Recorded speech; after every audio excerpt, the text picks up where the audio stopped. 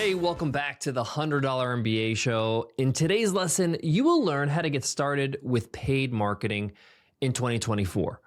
Whether you have a budget of $5,000 a month or even $500 a month, I'm going to show you 3 effective strategies to kickstart your paid marketing efforts. But first, did you know that businesses that use paid advertising see an average of 200% return on investment?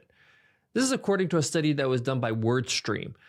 And this just shows you how effective paid marketing strategies can really boost your revenue in a big way.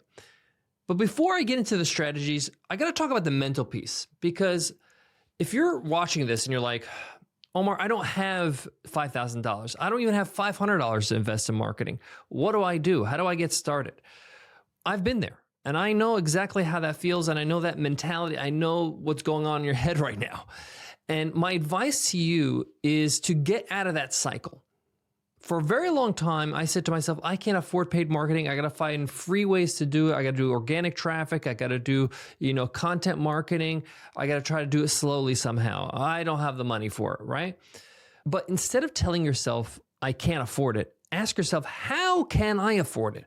What can you do in your business so that you can make some extra profit so you can reinvest that profit into marketing, so you can have a marketing budget? Is there a new product or service that you have that you can launch and make some more revenue? Maybe just simply increasing your prices will give you more margin so that you can make more money to invest into marketing. But not having any budget whatsoever or not reinvesting any of your profits in marketing just means you are not prioritizing marketing, period. Just be honest with yourself, because at the end of the day, if you're not willing to reinvest your profits into your business to grow, then you're going to stagnate. You're going to die eventually. You just can't stay the same place in business. Either you're growing or you're dying. So you got to be on the offense constantly. And that's where marketing comes in. So sorry about that tough love there, but it's the truth. I needed to hear that. And once I got that through my head and started taking accountability and started feeling, okay, I need to find a way to make a little bit extra money, make a little bit more profit, put some money aside, even if I don't have enough profit this month to make a significant dent in my marketing or paid advertising efforts. If I save up profit for 2 or 3 months in a row, I will have enough to get started, okay?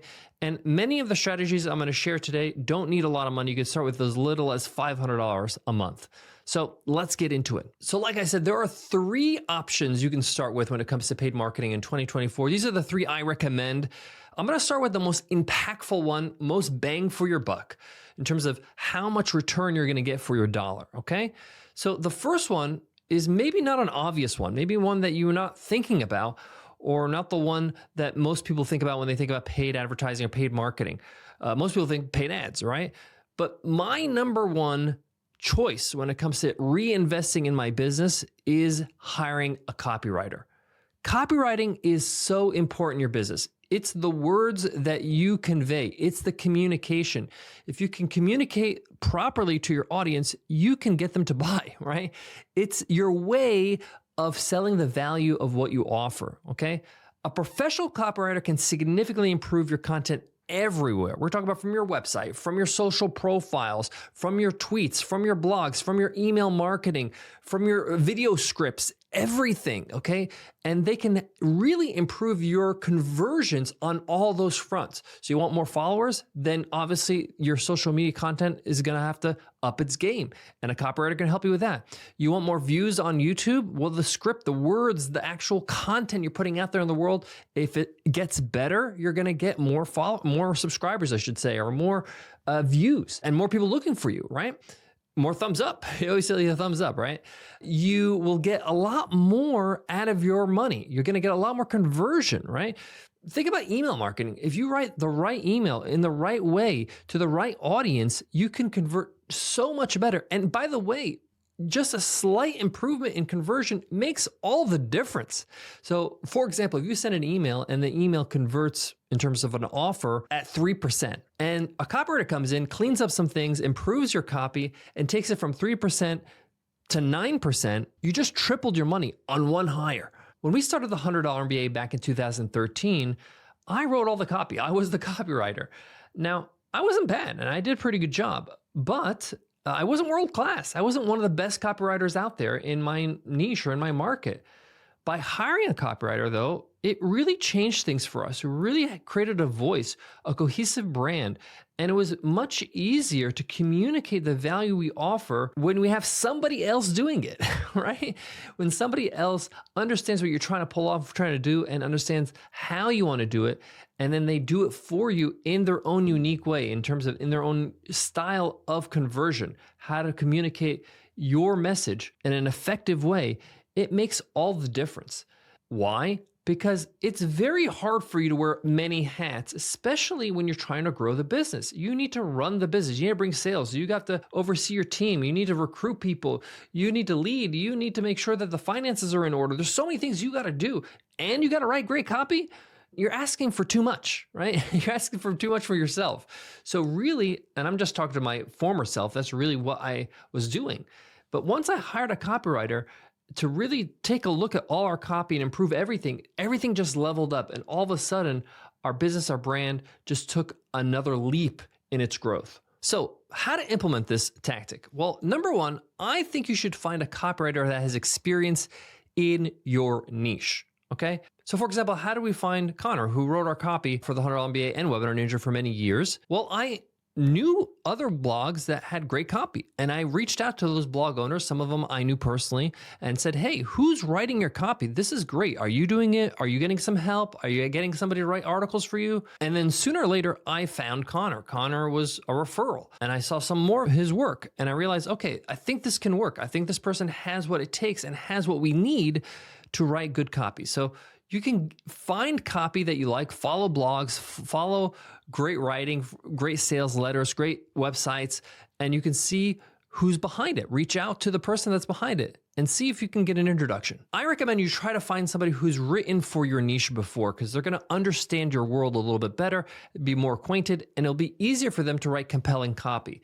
So for example, let's say you're in the music industry, let's say you're a musician and you teach other people how to play the piano, for example, right? So you want to find a copywriter that has written for musicians or in the music industry somehow in that world. It's not actually that hard because there's a lot of parallels. You don't have to find somebody who's written things about the piano, but somebody who maybe wrote copy for a site that teaches saxophone, or somebody who's wrote copy for a website for a store that sells musical equipment. I found it just easier to reach out to these businesses, these websites, and ask the person running it, hey, I love the copy. Can you give me a referral? Who has helped you with that copy? I'm looking to do the same.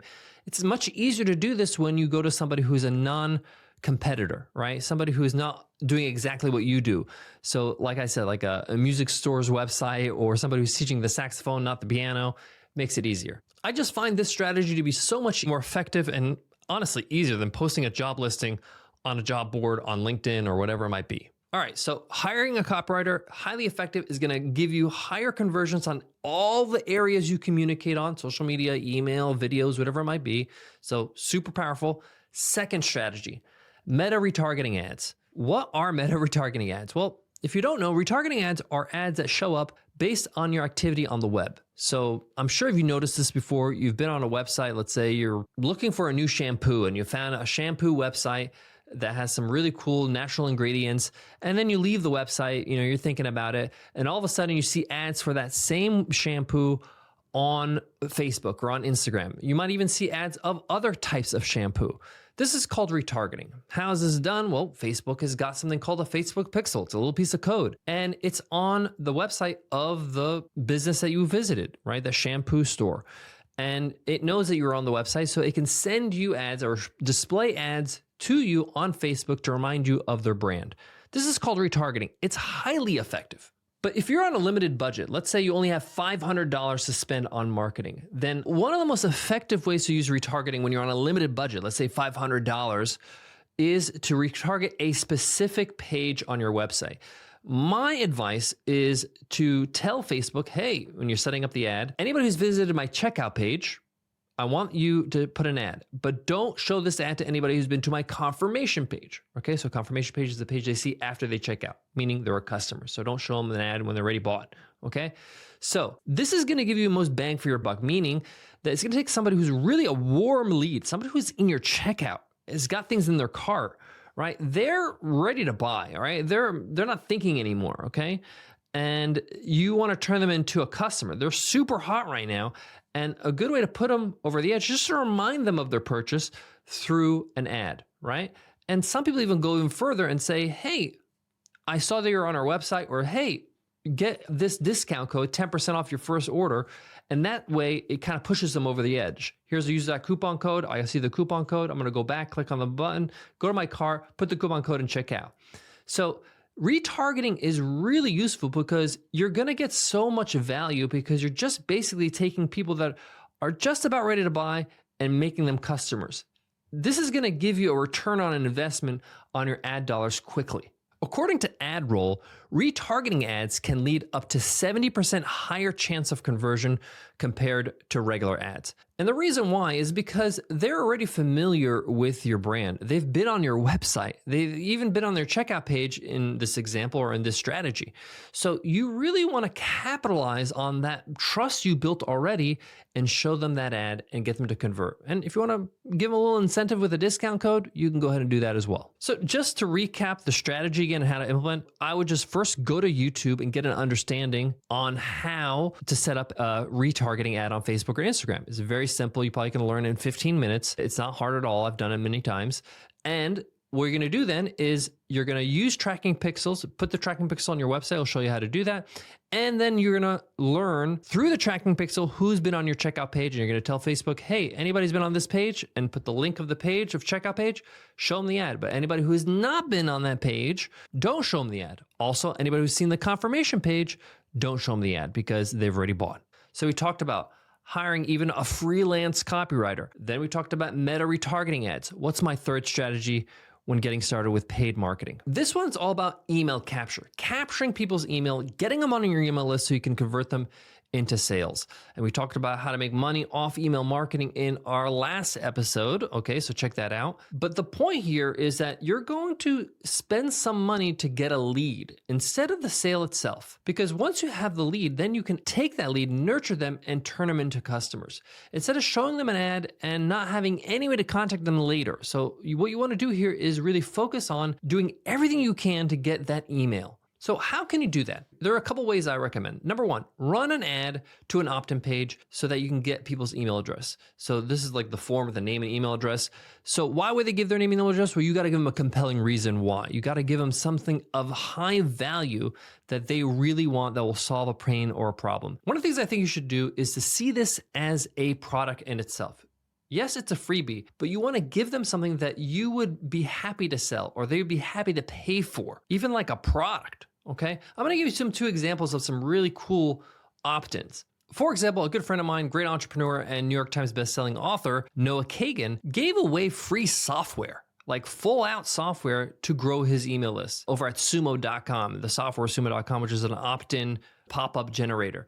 And he did it for a very long time with a free plan, and it really helped him grow his email list and be able to promote other things to that list. We gave away templates and cheat sheets, things that people can use right away. Think of something that people would be willing to spend maybe $20 or $30 for and give it away for free. That makes a compelling opt-in. The more compelling, the better, because it's going to be easier for you to convert on the ads. That means that more people are going to opt in and click on the ad for every dollar you spend on the ad. So that's one way to grow your email list with ads or with paid marketing. The other way I recommend is through sponsoring other people's newsletters. So you can go to other people that have a newsletter in adjacent businesses or markets, and you can sponsor their newsletter, meaning you could put an ad in their newsletter to tell them to join your email list with that amazing free opt-in of great value. So they're in the email, they're clicking on the ad in the email, going to your opt-in page and joining your email list. So this is a great way to leverage somebody else's audience by sponsoring their newsletter. Now, sponsoring a newsletter doesn't have to be expensive. I sponsor newsletters for less than $200. I've sponsored newsletters for $5,000, $10,000, a lot more. But there's a lot of range depending on the size of the actual list or the audience, as well as how early are they in their journey. One of the email marketing softwares out there is called ConvertKit. We use ConvertKit, and they have this kind of built-in feature, actually, this whole thing where you can sell ads on other people's newsletters. It's called the Creator Network, I believe. So it's an easy way for you to kind of get your foot in the door in sponsoring other newsletters and getting people onto your email list. Now, I really encourage you to spend money on growing your email list because you have the lead now and you can nurture them. You can invite them to webinars. You can give them content. You can show them what you're all about and build a relationship, and then obviously give them an offer and convert on that lead. So it's money well spent, even if all that money only gets you leads and no sales. So to recap, here are the 3 ways I recommend that you spend your hard-earned dollars on paid marketing in 2024 if you're just getting started. Number 1, and this is an order of I really believe in, right? An order of how compelling each strategy could be for your business. Number 1, hire a copywriter. Find somebody who can improve your copy on all channels. It's going to elevate everything you do. Okay. Number 2, retargeting ads on Meta. I like the low-hanging fruit of the checkout page method I shared. And then number 3 is grow your email list with opt-in ads or opt-in pages and run ads to that opt-in page or via sponsoring a newsletter. So as you can see, starting with paid marketing doesn't have to break the bank. You can hire a copywriter, even a freelancer, just part-time, for $500. Running Meta retargeting ads, right? You can get started with a small budget, or focusing on email capture with running lead ads or sponsoring a newsletter. You don't need a lot of money to get started, but obviously the more money you spend, the more chances at bat you have at converting, okay? Thanks for tuning into the $100 MBA show.